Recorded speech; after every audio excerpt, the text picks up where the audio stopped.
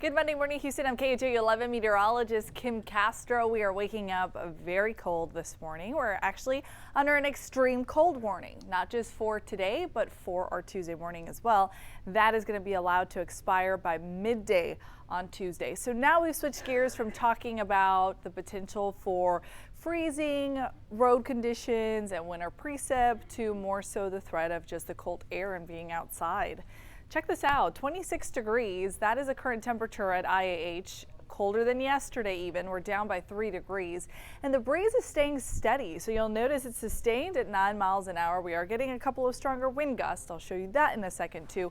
But it really makes a huge difference on what the air feels like on your skin. So 26 actually feels like 17, which is why we are encouraging you, if you can, to just be inside and be bundled up. When you are stepping outside though, to make sure that you are dressed in layers and that you've got all your bases covered, all your extremities, your hands, you got a nice little beanie on, you got a scarf, especially if you were planning on spending any time outside. Of course, if you're just going from your car to the office, you don't need all the gimmicks, all the get up, but you do if you're going to be spending time outside.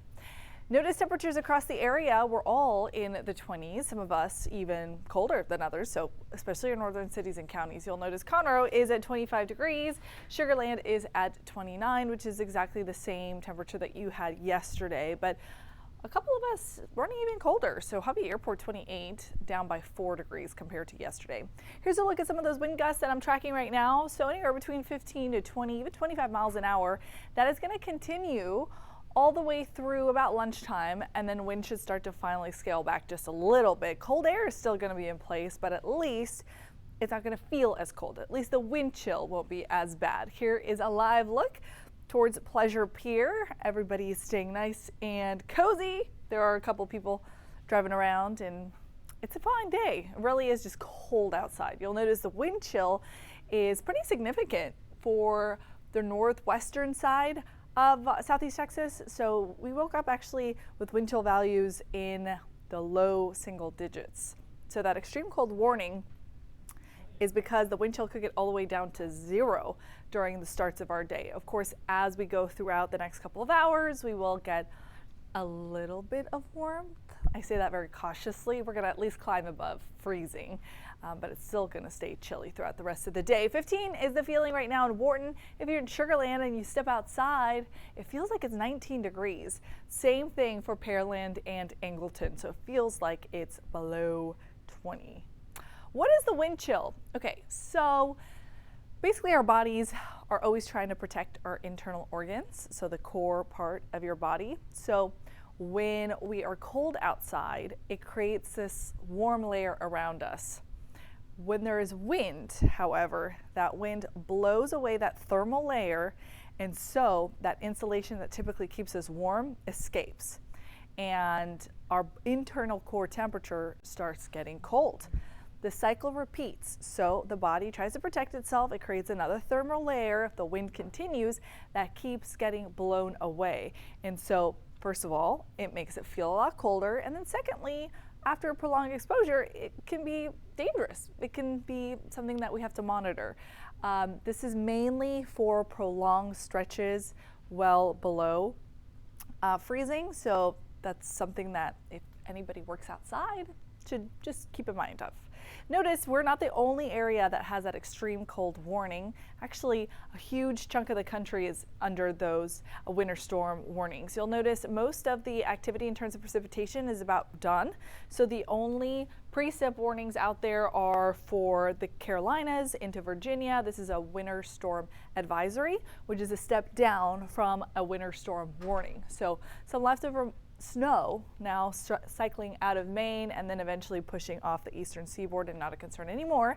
For the rest of us, it is just about the bitterly cold air that we are left behind with. So this is what I was telling you about. A couple of snow showers just working their way from New York into Boston, pushing up into the northeast, and then eventually just exiting. Other than that, it's pretty quiet. There's really no other precipitation to track. Some light showers, but just showers. Florida is actually the only spot that's pretty warm. The rest of us are all in good company, really, really cold. Notice Tampa's at 67, that's not bad. Miami's at 87. Orlando hit an all-time daily record temperature yesterday. So they're the only spot that is nice and cozy temperature-wise.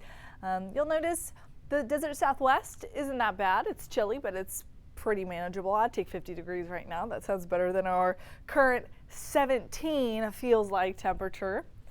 But hey, it's all relative, because yes, it is feeling pretty cold here in the Lone Star State, but that is nothing compared to our friends in the Dakotas, to our friends in Minnesota. Look at Minneapolis. That feels like wind chill at negative 25 degrees. Negative 10 is the wind chill in Omaha. North Platte, also in Nebraska, at negative 3. Denver in the double digits, but barely. 11 is the feeling, and in Wyoming it is negative 3. So it could be worse. It could always be worse. But even the Panhandle has a negative number there. It feels like negative 2 in Amarillo. For actual air temperatures, really cold still. Notice Midland's at 12 degrees. Panhandle, Amarillo is at 10. You'll notice North Dakota is in the teens, and Minnesota's certainly seen some of the coldest air cycling down from Canada. So even their actual air temperatures are in the negative double digits. So chilly day today ahead for them, and it's going to stay that way for the next few days. How about our local forecasts? For the next few mornings, you're going to stay below freezing or really close to that until Thursday. So it's still going to be really chilly, but at least we climb up out of that extreme cold warning territory. So we have that today, we have that tomorrow morning, and then eventually by the time we get into Wednesday, it's still cold, but it's not that cold that you have to resume or restrict your activities for. Today, for example, I'm skipping my run. It's not something that I want to be outside in. Tomorrow I'll probably get back to it, just because afternoon temperatures are going to be a lot more comfortable. Notice we're staying below average through the extended 7-day forecast. So our average low temperature should be 44 degrees. We'll get close to that on Friday. So that'll be a nice day. And then we get ready for another blast of cold air. This weekend is going to be chilly.